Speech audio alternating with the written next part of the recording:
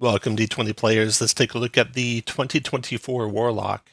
We have on the right side of the screen here the very latest playtest version. That was the playtest 7.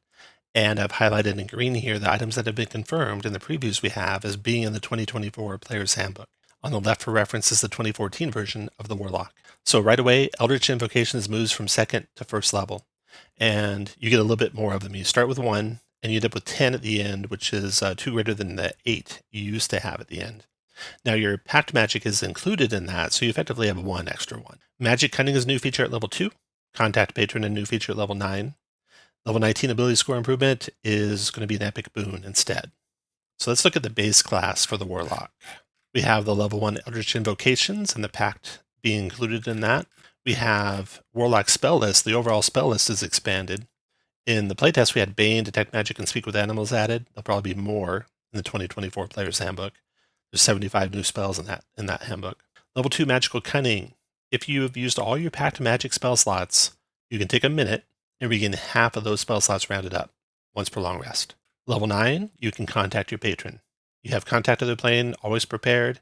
You can cast it without a slot to contact your patron once per long rest, and when you're doing it that way, you can automatically succeed on the saving throw. I expect the level 20 Eldritch Master to be redone the way the playtest was, although they did not confirm this part. But that would let you do your Magic Cunning feature and get all your spell slots back. Okay, so then the Eldritch Invocations. They talked about more level prerequisites because of the fact that you can now get them at level 1. So watch for that.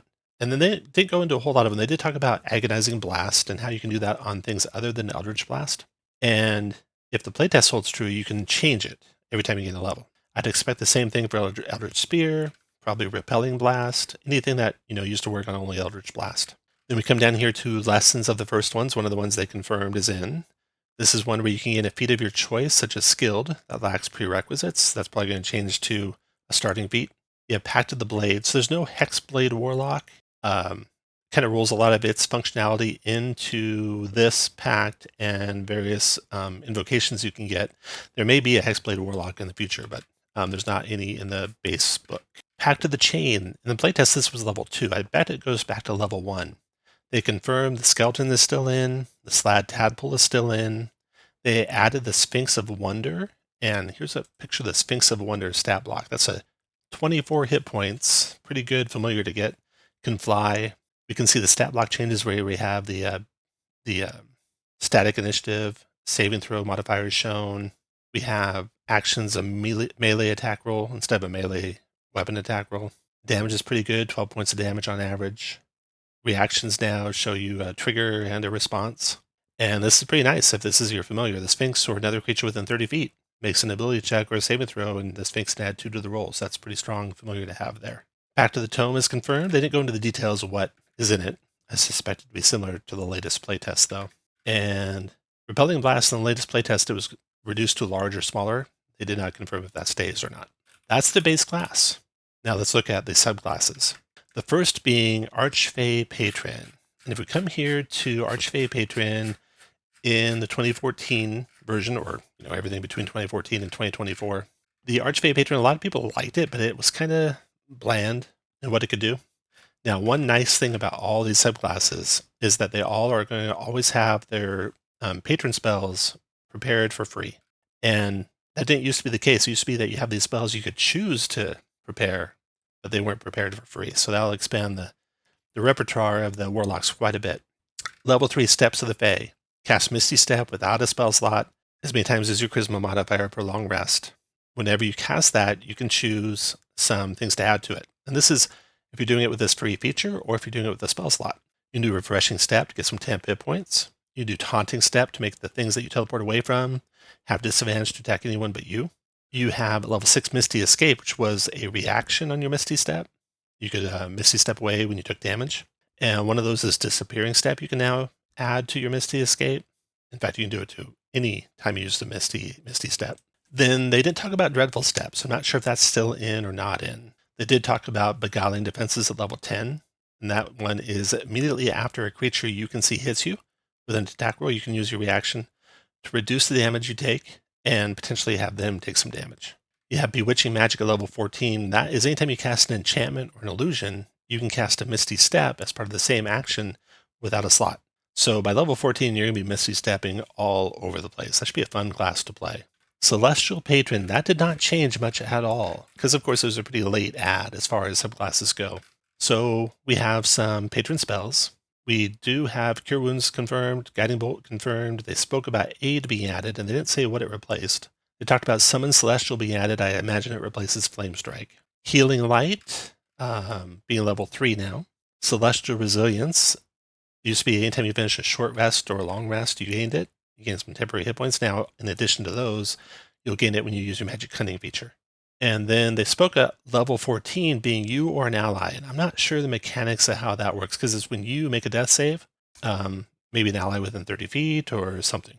They didn't say specifically, but they did say you or an ally on the level 14 power. Then we have the Fiend Patron. So this one was right in the base class from the very start. Couple little tweaks here. No confirmation on any spells changing. Level 3, Dark One's Blessing, has the additional feature where now if you gain the benefit if someone else reduces an enemy as long as they're within 10 feet of you. Dark One's Own Luck, you get to use it more often. Your Charisma modifier per long rest instead of once per long rest. Fiendish Resilience adds resistance to non-magic weapons. That's big. A lot of creatures don't have magic weapons in their stat block. Hurl Through Hell. We'll see if that changes at all. There's some, dissatisfaction with the change that was made.